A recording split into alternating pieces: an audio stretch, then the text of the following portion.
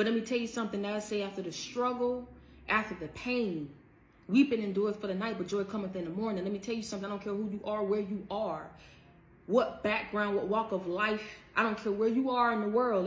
If you don't listen, you don't take my word, nobody else's word. Let me tell you something. Shall overcome. You have the power to overcome. Do you hear me what I'm saying? This is real life. This ain't no joke. This ain't no gimmick. Okay? I'm telling you something real. You talking to somebody, I done had people, it took everything in me, man, to try to get up knowing that my foundation was gone. That took strength to have to get up and go from making this type of money to making 15, 17, 18. But I was thankful through it all. That's what got me through. I'm trying to tell you something. Like, it didn't come right away. It didn't come right away. You got a lot of people who are not patient. You got a lot of people who are not dutiful. You got a lot of people who don't want to be consistent in the struggle. There is strength in the struggle because struggle is part of his will for you. That's what you don't understand. It makes you strong. It's something up in there when you in that fire, when you knee deep up in that struggle, knee deep up in that pain. It does something to you because nothing will ever be the same. You are not the same. Your life will not be the same. People of whom you choose to join up with, it will not be the same. God will bless you for what you've been through, but who tried to block you and stop you and couldn't. Because there is no justification. There is no reason for why people didn't want it to be you. Didn't want it to be you because it's not them. Didn't want it to be you because of what you have and they don't.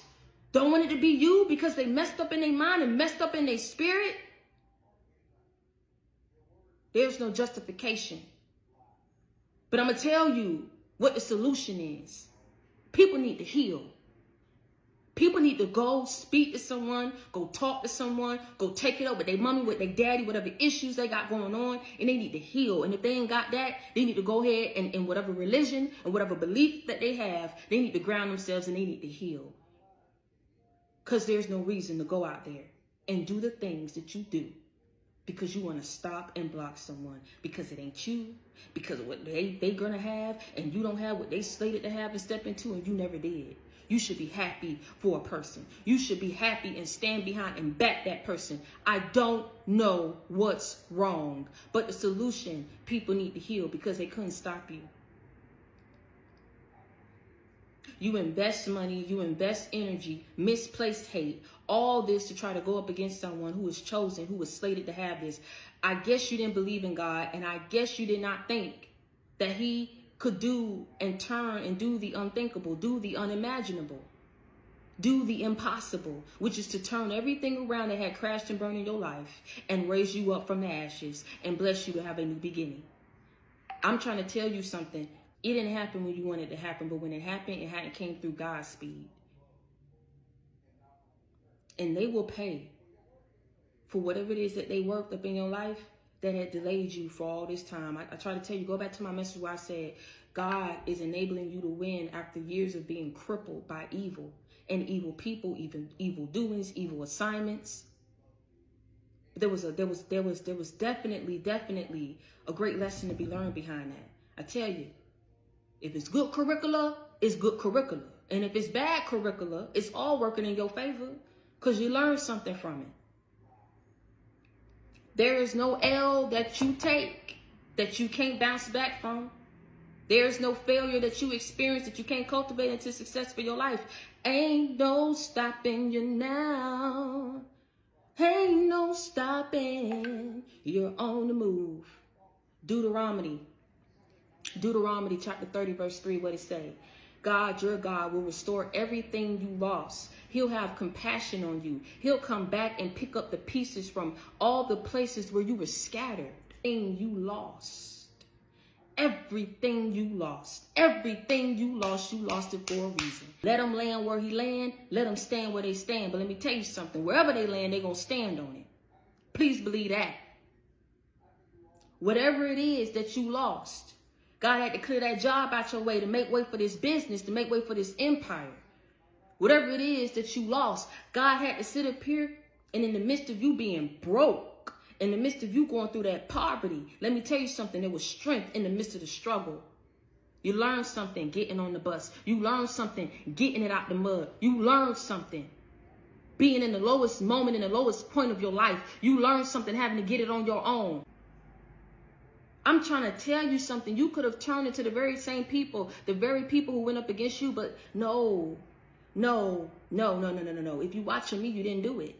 If you're watching me, you didn't do it. And that alone is what saved you. That alone is why God is bringing these blessings and performing miracles in your life. That alone, because how you chose to handle those struggles, how you chose to handle what was plaguing your life, how you chose to handle what wanted you set back. You don't even understand that type of pain and that type of hurt, baby. We still crying about that still to this day, but we healed. Those are tears of joy, of overcoming. Looking back over what it is that we've been through, we said, man, listen, I ain't never been that type of nasty. But when I got to a point where he had healed me, I see now what he was doing. He was using everything. He will use you, what you've been through, what you've lost. He will heal you, show compassion for you, and lift you up when everyone thought that they had broke you down to the point of no return. And that's when they can see in that moment right there, ain't no stopping you. My God, ain't no stopping you. We tried everything. We tried to break your heart. We tried to cause you to fall ill, sick. We tried to have you broke out your mind. My God, ain't no stopping you, yo. Ain't no stopping you.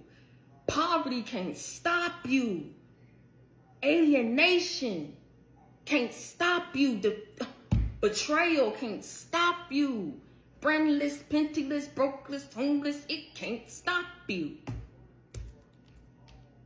Who are you, God's child? But I lift my hands up. And I'm going to wait on you, because that's what I was doing. I said, no, I put too much good out, man. I put way too much good out. So whatever come my way, I'm going to work it. I'm going to work it. I'm going to work it.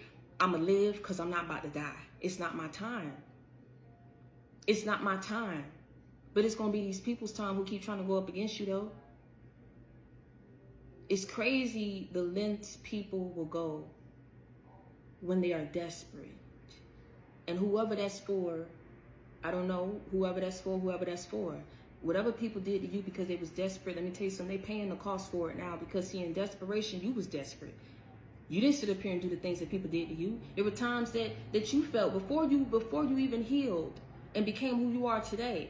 Whatever it is that you felt, you never took it upon yourself to take what someone else had, throw someone under the bus to get it, tell lies on people, spread rumors, ruin someone, their name, their reputation, their character, their very life.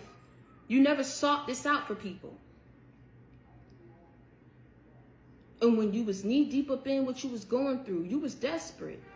Desperate times call for desperate measures, but you leaned on God. You leaned on the Most High. And he showed you favor. He showed you compassion. And what he did, he lifted you back up and picked up all the pieces from what it is where you were scattered. He picked all the pieces up from all the places of which you were scattered. They tried to break you. They wanted you down. Ain't no ifs, ands, buts about that. You went round family. They were joking you. You always had to be the joke. They was having hidden conversations about you around other people. Other people were spreading around other people. That whacked through the grapevine about how people really don't vibe with you. So when people feel like you rolling alone, when people feel like you really ain't got nobody, when people feel like everybody done turned against you, looking down on you, you just don't fit in. No, I was never meant to fit in, sir, ma'am. But I'm going to tell you how I'm going to make it work for me, though. Because, see, I found joy and peace in solitude.